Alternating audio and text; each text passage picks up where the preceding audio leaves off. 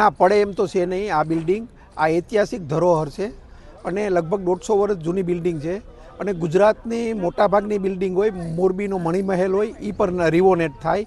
RGT college છે ત્યાં પણ જો એ રિવોનેટ થતા હોય તો સરકારશ્રીને વિનંતી છે કે અહીંયા જે લાઇબ્રેરીની વાતો કરે છે તો લાઇબ્રેરીમાં વાંચન કરવાવાળો વર્ગ કેટલો પોરબંદરમાં? 1% પણ લોકો વાંચતા નથી. આજનો વિદ્યાર્થી પણ વાંચતો નથી.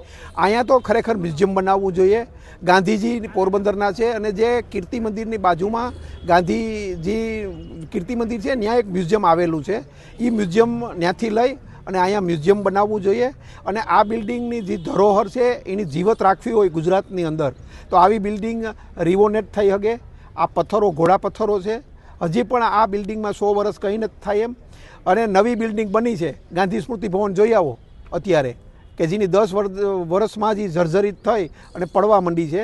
એટલે આ બિલ્ડિંગને જો સરકારથી બિલ્ડિંગોની જો ધરોહર આ ગુજરાતની જાળવવા માગતા હોય તો આને રિવોનેટ કરવા જોઈએ.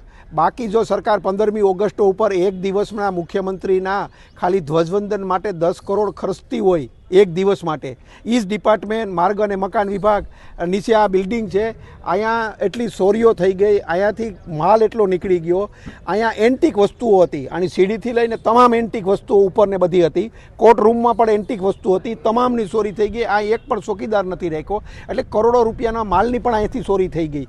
એટલે RNB છે એ ખાલી રસ્તાઓમાં અને ટકાવારીમાં જ પડ્યું છે. એને આવી બિલ્ડિંગોને જે જાળવણી કરવાની છે એ પણ નથી કરતા. બધી ગઢનો કિલ્લો હોય કે ગમે ત્યાં હોય, તમામ જે ઐતિહાસિક પોરબંદરનો જે ઇતિહાસ સાચવીને બેઠા હતા તમામ બિલ્ડિંગોની અંદરની જે એન્ટિક વસ્તુઓની પણ ચોરી થઈ ગઈ છે. અને આને જો રિવોનેટ કરે સરકારશ્રી, અને અર્જુનભાઈ અત્યારે મંત્રી પણ છે, એટલે અહીંયા ઘણું બધું થઈ શકે. લાઇબ્રેરી થઈ શકે, વાંચનાલય થઈ શકે, પ્રવાસીઓ આવે બહારથી તો પ્રવાસન વિભાગને પણ અહીં સામે સુદામા મંદિર છે, કીર્તિ મંદિર છે, પ્રવાસન વિભાગને પણ વેગ મળે.